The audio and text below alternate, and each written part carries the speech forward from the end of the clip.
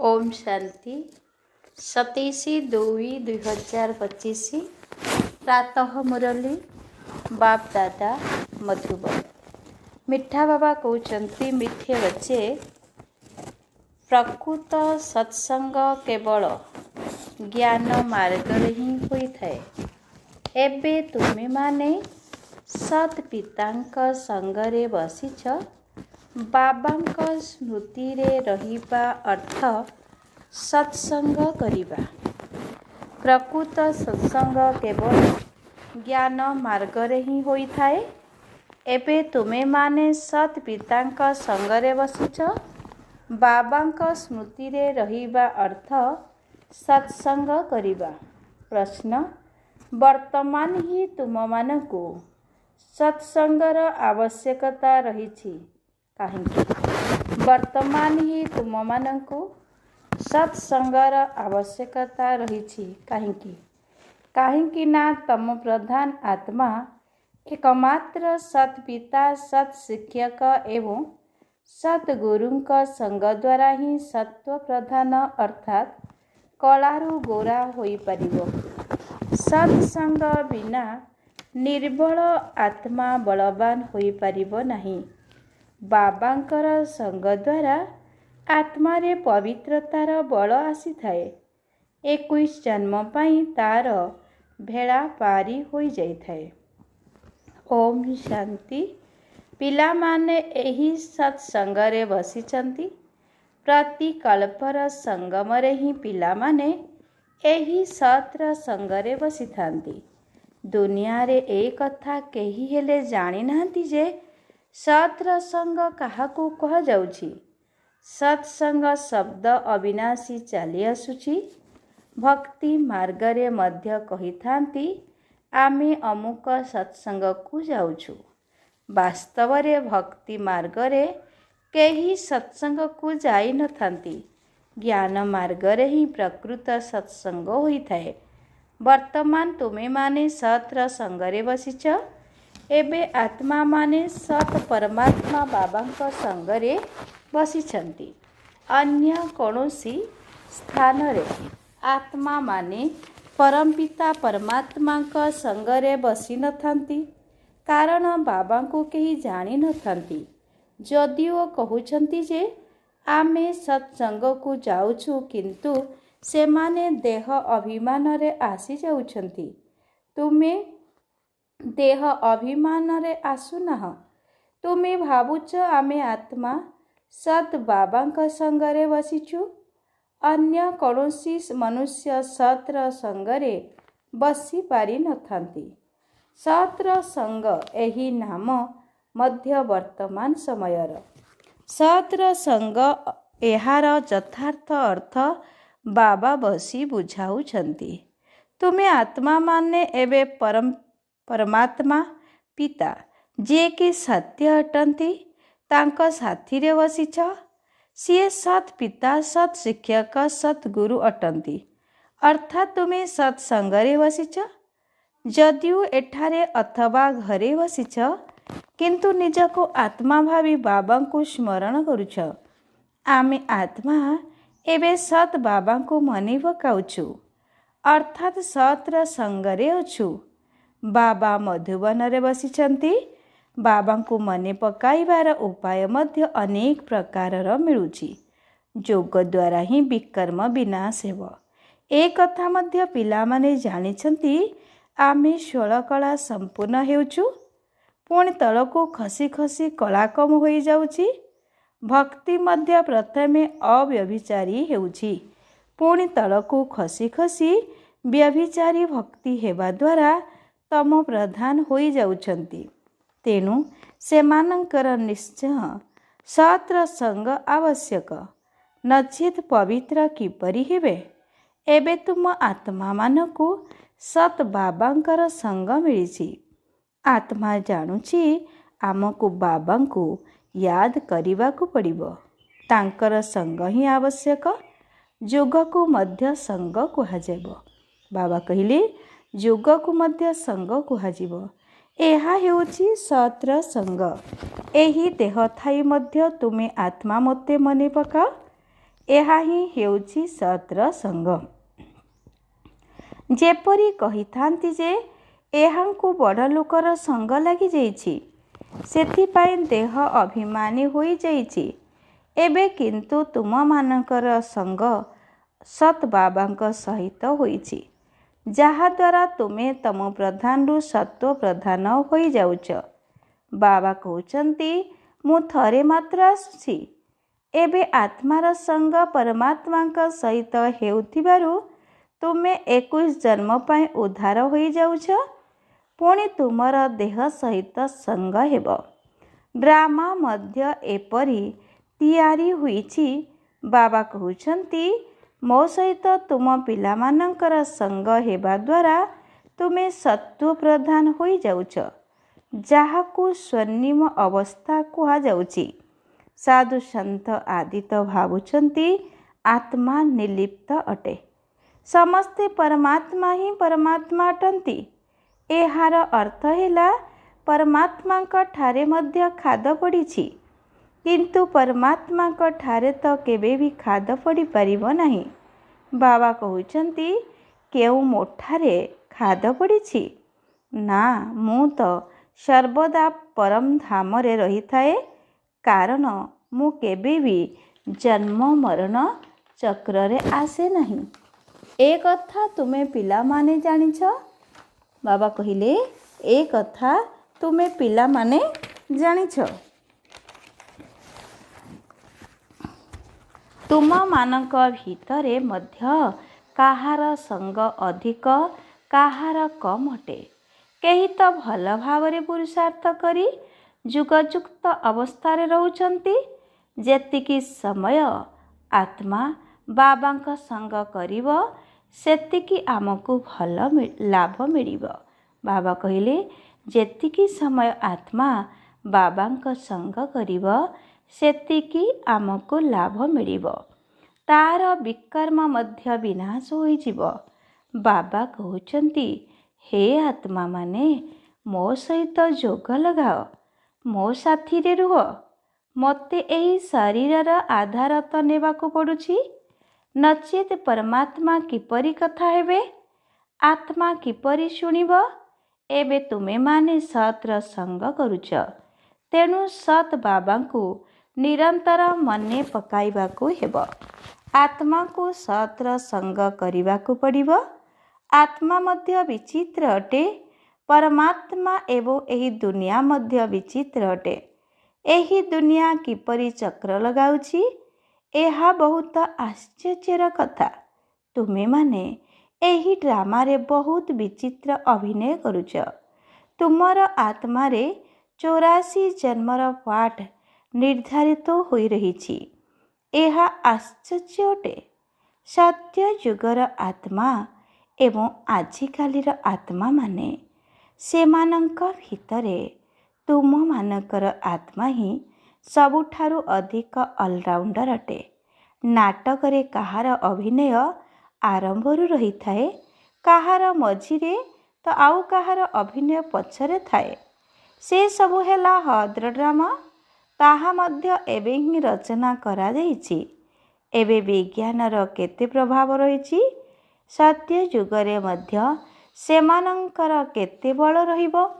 ନୂଆ ଦୁନିଆ କେତେ ଜଲ୍ଦି ତିଆରି ହେଉଥିବ। ସେଠାରେ ମୁଖ୍ୟ ପବିତ୍ରତାର ବଳ ରହିବ। ଏବେ ଆତ୍ମା ନିର୍ବଳ ହୋଇଯାଇଛି, ସେଠାରେ ବଳବାନ ହେବ। ଏହି ଲକ୍ଷ୍ମୀ ନାରାୟଣ ବଳବାନ ଅଟନ୍ତି ନା? ଏବେ କିନ୍ତୁ ରାବଣ ସମସ୍ତଙ୍କର ବଳ ଛଡ଼ାଇ ନେଇଛି। ପୁଣି ତୁମେ ସେହି ରାବଣ ଉପରେ ବିଜୟୀ ହୋଇ କେତେ ବଳବାନ ହେଉଛ।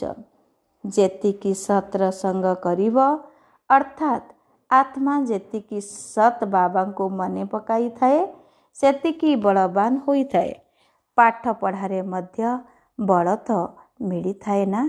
ତୁମକୁ ମଧ୍ୟ ବଳ ବାବା କହୁଛନ୍ତି, ତୁମକୁ ମଧ୍ୟ ବଳ ମିଳୁଛି। ସାରା ବିଶ୍ୱ ଉପରେ ତୁମେ ହୁକୁମ ଚଲାଉଛ। ଆତ୍ମାର ସତ୍ ବାବାଙ୍କ ସହିତ ଯୋଗ ସଙ୍ଗମ ଯୁଗରେ ହିଁ ହେଉଛି।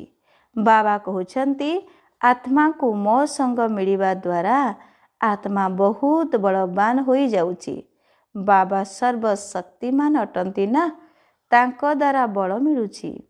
ଏଥିରେ ସମସ୍ତ ବେଦ ଶାସ୍ତ୍ରର ଆଦି ମଧ୍ୟ ଅନ୍ତର ଜ୍ଞାନ ଆସିଯାଉଛି। ଯେପରି ବାବା ସର୍ବଶକ୍ତିମାନ, ତୁମେମାନେ ମଧ୍ୟ ସେହିପରି ସର୍ବଶକ୍ତିମାନ ହେବାକୁ ଯାଉଛ। ସାରା ବିଶ୍ୱ ଉପରେ ତୁମେମାନେ ରାଜତ୍ୱ କରିବ।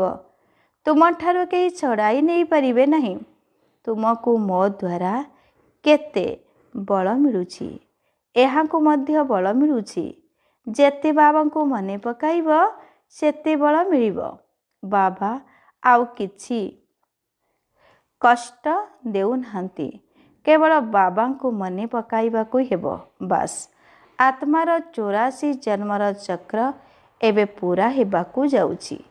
ଏବେ ଘରକୁ ଯିବାକୁ ହେବ। ଏହାକୁ ବୁଝିବା କୌଣସି ବଡ଼ କଥା ନୁହେଁ। ଅଧିକ ବିସ୍ତାରକୁ ଯିବାର କୌଣସି ଆବଶ୍ୟକତା ନାହିଁ। ବୀଜ ଜାଣିବା ଦ୍ୱାରା ବୁଝି ଯାଉଛନ୍ତି ଯେ ଏହାଙ୍କ ଠାରୁ ସାରା ବୃକ୍ଷ ବାହାରିଛି। ସଂକ୍ଷିପ୍ତରେ ଜ୍ଞାନ ବୁଦ୍ଧିରେ ଆସିଯାଉଛି। ଏହା ବହୁତ ବିଚିତ୍ର କଥା।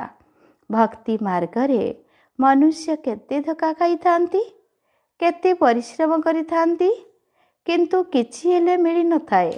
ବାବା ଆସି ତୁମକୁ ବିଶ୍ୱର ମାଲିକ କରୁଛନ୍ତି। ଆମେ ଯୋଗ ବଳ ଦ୍ୱାରା ବିଶ୍ୱର ମାଲିକ ହେଉଛୁ। ଏହି ପୁରୁଷାର୍ଥ କରିବାକୁ ହେବ। ଭାରତର ଯୋଗ ପ୍ରସିଦ୍ଧ ଅଟେ। ଯୋଗ ବଳ ଦ୍ୱାରା ତୁମେମାନେ ଦୀର୍ଘାୟୁ ହୋଇଯାଇଛ।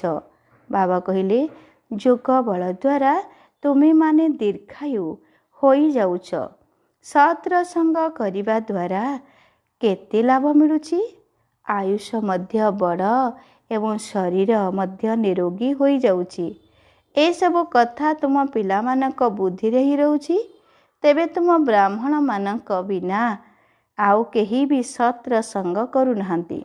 ତୁମେମାନେ ପ୍ରଜାପିତା ବ୍ରହ୍ମାଙ୍କର ସନ୍ତାନ ଅଟ, ଦାଦାଙ୍କ ପୌତ୍ର ଅଟ। ତେଣୁ ସେତିକି ଖୁସି ହେବା ଦରକାର ନା। ଆମେ ଦାଦା ପୌତ୍ର ଅଟୁ। ବର୍ଷା ମଧ୍ୟ ଦାଦାଙ୍କ ଠାରୁ ମିଳୁଛି। ଏହା ହିଁ ଯୋଗର ଯାତ୍ରା ଅଟେ। ବୁଦ୍ଧିରେ ଏହି କଥା ସ୍ମରଣ ରହିବା ଉଚିତ। ଦୁନିଆରେ ହେଉଥିବା ସତ୍ସଙ୍ଗରେ ତ ଗୋଟିଏ ଜାଗାରେ ବସିଥାନ୍ତି। ଏଠାରେ ସେ କଥା ନାହିଁ। ଏପରି ନୁହେଁ ଯେ ଗୋଟିଏ ସ୍ଥାନରେ ବସିବା ଦ୍ୱାରା ହିଁ ସତ୍ର ସଙ୍ଗ ହେବ। ନା, ଉଠିବା, ବସିବା, ଚାଲିବା, ବୁଲିବା ସମୟରେ ମଧ୍ୟ ଆମେ ସତ୍ର ସଙ୍ଗ କରିପାରିବା, ଯଦି ଆମେ ତାଙ୍କୁ ମନେ ପକାଉଥିବା। ଯଦି ଯୋଗ ନ କରୁଛ ତେବେ ନିଶ୍ଚିନ୍ତ ଦେହ ଅଭିମାନ ଅଛି। ଦେହ ତ ଅସତ୍ ଜିନିଷ ଅଟେ ନା। ବାବା କହିଲେ ଦେହ ତ ଅସତ୍ ଜିନିଷ ଅଟେ ନା। ଦେହକୁ ସତ୍ ବୋଲି କୁହାଯିବ ନାହିଁ। ଶରୀର ତ ଜଡ଼, ପାଞ୍ଚ ତତ୍ତ୍ୱରେ ତିଆରି ହୋଇଛି। ଏଥିରେ ଆତ୍ମା ନ ରହିଲେ ଚଳପ୍ରଚଳ ହୋଇପାରିବ ନାହିଁ।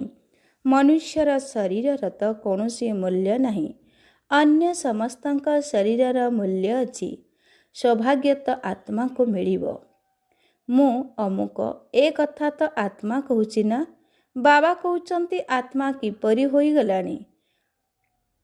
ଅଣ୍ଡା, କଇଁଛ, ମାଛ ସବୁ ଖାଇଯାଉଛି। ଏବେ ସମସ୍ତେ ଭସ୍ମାସୁର ହୋଇଯାଇଛନ୍ତି। ନିଜେ ନିଜକୁ ଭସ୍ମ କରୁଛନ୍ତି। କିପରି? କାମଚିତା ଉପରେ ବସି ସମସ୍ତେ ନିଜକୁ ଭସ୍ମ କରୁଛନ୍ତି। ତେଣୁ ଭସ୍ମାସୁର ଅଟନ୍ତି ନା। ଏବେ ତୁମେ ଜ୍ଞାନଚିତା ଉପରେ ବସି ଦେବତା ହେଉଛ। ସାରା ଦୁନିଆ କାମଚିତା ଉପରେ ବସି ଭସ୍ମ ହୋଇଯାଉଛି। ଆତ୍ମା ତମ ପ୍ରଧାନ କଳା ହୋଇଯାଇଛି। ବାବା ପିଲାମାନଙ୍କୁ କଳାରୁ ଗୋରା କରିବା ପାଇଁ ଆସିଛନ୍ତି। ତେଣୁ ବାବା ପିଲାମାନଙ୍କୁ ବୁଝାଉଛନ୍ତି, ଦେହ ଅଭିମାନକୁ ଛାଡ଼ି ନିଜକୁ ଆତ୍ମା ନିଶ୍ଚୟ କର। ବିଦ୍ୟାର୍ଥୀମାନେ ସ୍କୁଲରେ ପାଠ ପଢ଼ିଥାନ୍ତି, କିନ୍ତୁ ସେହି ପାଠପଢ଼ା ଘରେ ରହିଲେ ମଧ୍ୟ ବୁଦ୍ଧିରେ ରହିଥାଏ ନା। ସେହିପରି ଏହି ପାଠପଢ଼ା ମଧ୍ୟ ତୁମ ବୁଦ୍ଧିରେ ରହିବା ଉଚିତ। ଏହା ତୁମର ବିଦ୍ୟାର୍ଥୀ ଜୀବନ ଅଟେ। ଲକ୍ଷ୍ୟ ମଧ୍ୟ ତୁମମାନଙ୍କ ସମ୍ମୁଖରେ ରହିଛି। ଉଠିବା, ବସିବା, ଚାଲିବା ସମୟରେ ମଧ୍ୟ ବୁଦ୍ଧିରେ ଏହି ଜ୍ଞାନ ରହିବା ଦରକାର। ଏଠାକୁ ପିଲାମାନେ ଆସିଲେ ସତେଜ ହୋଇଯାଆନ୍ତି। ସେଥିପାଇଁ ଉପାୟ ବତାଯାଉଛି ଯେ ଏହିପରି ସମସ୍ତଙ୍କୁ ବୁଝାଅ। ଦୁନିଆରେ ଢେର ସତ୍ସଙ୍ଗ ରହିଛି। ସେଠାରେ କେତେ ମନୁଷ୍ୟ ଆସି ଏକତ୍ର ହେଉଛନ୍ତି? ବାସ୍ତବରେ ତାହା ସତ୍ସଙ୍ଗ ନୁହେଁ। ସତ୍ର ସଙ୍ଗ ବର୍ତ୍ତମାନ ତୁମ ପିଲାମାନଙ୍କୁ ହିଁ ମିଳୁଛି। ବାବା ହିଁ ଆସି ସତ୍ୟ ଯୁଗରେ ସ୍ଥାପନା କରୁଛନ୍ତି, ଯେଉଁଠି ତୁମେ ପିଲାମାନେ ମାଲିକ ହୋଇଯିବ।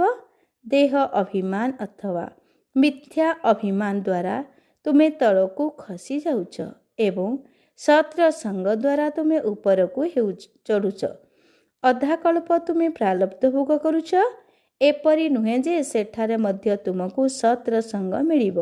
ନା, ସତ୍ ଏବଂ ମିଥ୍ୟାର ସଙ୍ଗ ସେତେବେଳେ କୁହାଯାଏ ଯେତେବେଳେ ଉଭୟେ ଉପସ୍ଥିତ ରହିଥାନ୍ତି।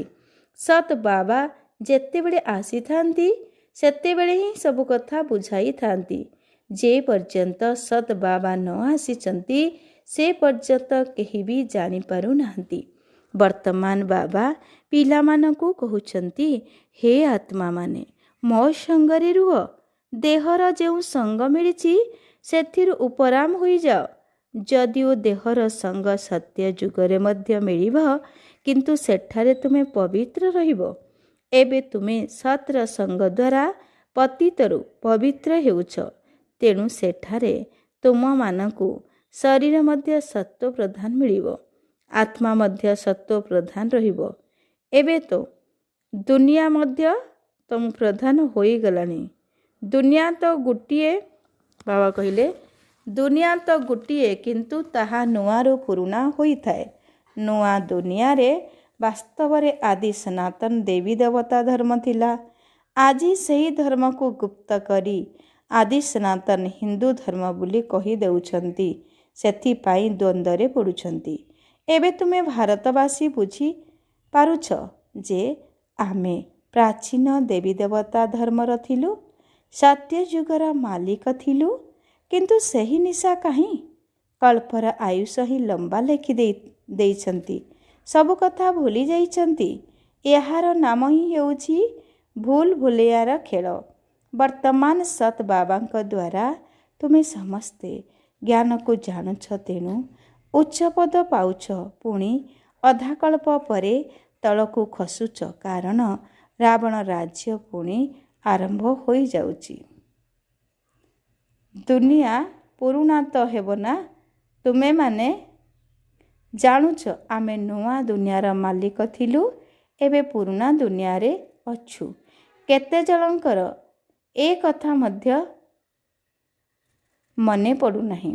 ବାବା ଆମକୁ ସ୍ୱର୍ଗବାସୀ କରୁଛନ୍ତି। ଆଧାକଳ୍ପ ପର୍ଯ୍ୟନ୍ତ ଆମେମାନେ ସ୍ୱର୍ଗବାସୀ ହେବା, ପୁଣି ଅଧାକଳ୍ପ ପରେ ତଳକୁ ଖସିବା ଆରମ୍ଭ ହେବ, କାରଣ ରାବଣ ରାଜ୍ୟ ଆରମ୍ଭ ହୋଇଯିବ। ଦୁନିଆ ତ ପୁରୁଣା ହେବ ନା? ତୁମେମାନେ ଜାଣିଛ ବାବା ଆମକୁ ସ୍ୱର୍ଗବାସୀ କରୁଛନ୍ତି। ଅଧାକଳ୍ପ ଆମେ ସ୍ୱର୍ଗବାସୀ ରହିବୁ, ପୁଣି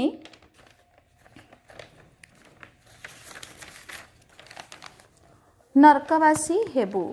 ତୁମେମାନେ ମଧ୍ୟ ପୁରୁଷାର୍ଥର କ୍ରମାନୁସାରେ, ବାବା କ'ଣ କହିଲେ, ତୁମେମାନେ ମଧ୍ୟ ପୁରୁଷାର୍ଥର କ୍ରମାନୁସାରେ ମାଷ୍ଟର ସର୍ବଶକ୍ତିମାନ ହୋଇଛ। ଏହା ହେଉଛି ଜ୍ଞାନ ଅମୃତର ଡୋଜ୍ ଅର୍ଥାତ୍ ଖୋରାକ। ଶିବ ବାବାଙ୍କୁ ପୁରୁଣା କର୍ମେନ୍ଦ୍ରିୟ ମିଳିଛି, ନୂଆ କର୍ମେନ୍ଦ୍ରିୟ ତ ମିଳୁନାହିଁ। ପୁରୁଣା ବାଜା ମିଳୁଛି। ବାବା ବାନପ୍ରସ୍ଥ ଅବସ୍ଥାରେ ହିଁ ଆସିଥାନ୍ତି। ପିଲାମାନେ ଖୁସି ହେଲେ ବାବା ମଧ୍ୟ ଖୁସି ହେଉଛନ୍ତି। ବାବା କହୁଛନ୍ତି, ମୁଁ ପିଲାମାନଙ୍କୁ ଜ୍ଞାନ ଦେଇ ରାବଣଠାରୁ ମୁକ୍ତ କରିବା ପାଇଁ ଆସିଥାଏ। ଅଭିନୟ ତ ଖୁସିରେ ହିଁ କରାଯାଇଥାଏ। ବାବା କହୁଛନ୍ତି ଅଭିନୟ ତ ଖୁସିରେ ହିଁ କରାଯାଇଥାଏ ନା। ବାବା ବହୁତ ଖୁସିରେ ଅଭିନୟ କରୁଛନ୍ତି। ବାବାଙ୍କୁ କଳ୍ପ କଳ୍ପ ଆସିବାକୁ ପଡ଼ୁଛି। ଏହି ପାଠ କେବେ ବନ୍ଦ ହେଉନାହିଁ। ତେଣୁ ପିଲାମାନଙ୍କ ଭିତରେ ବହୁତ ଖୁସି ରହିବା ଉଚିତ। ଯେତେ ସତ୍ର ସଙ୍ଗ କରିବ ସେତେ ଖୁସିରେ ରହିବ। ଯୁଗ ବହୁତ କମ କରୁଛନ୍ତି, ସେଥିପାଇଁ ଏତେ ଖୁସି ରହୁନାହିଁ। ବାବା ପିଲାମାନଙ୍କୁ ସମ୍ପତ୍ତି ଦେଉଛନ୍ତି।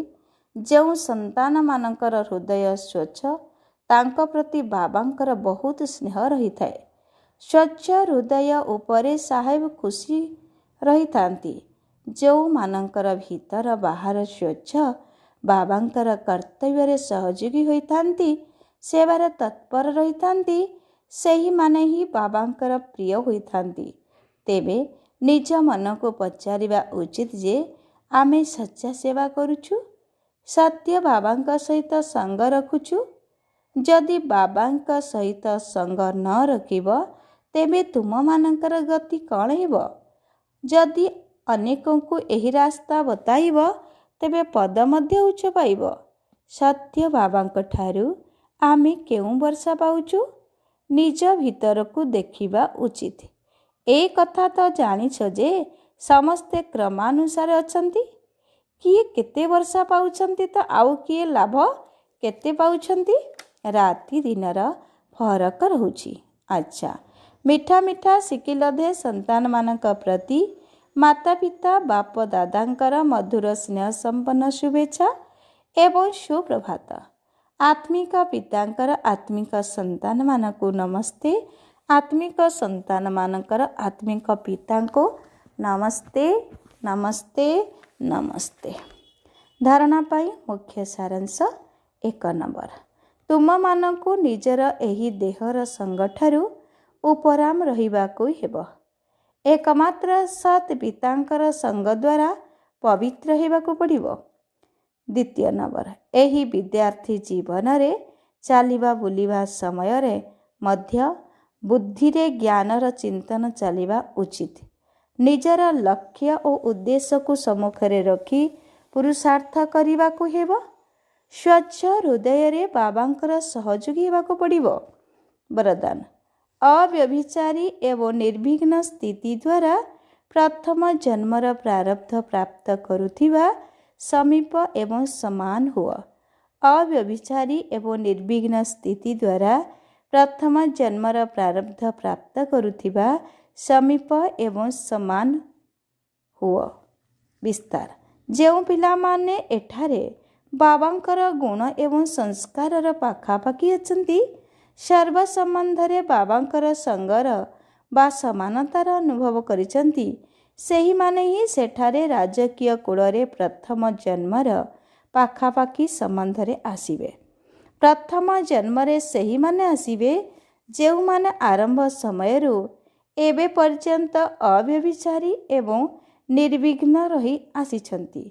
ତେବେ ନିର୍ବିଘ୍ନର ଅର୍ଥ ଏହା ନୁହେଁ ଯେ ଆଦୌ ବିଘ୍ନ ଆସିବ ନାହିଁ, କିନ୍ତୁ ବିଘ୍ନ ବିନାଶକ ବା ବିଘ୍ନ ଉପରେ ସର୍ବଦା ବିଜୟୀ ହୋଇ ରହିଥିବ।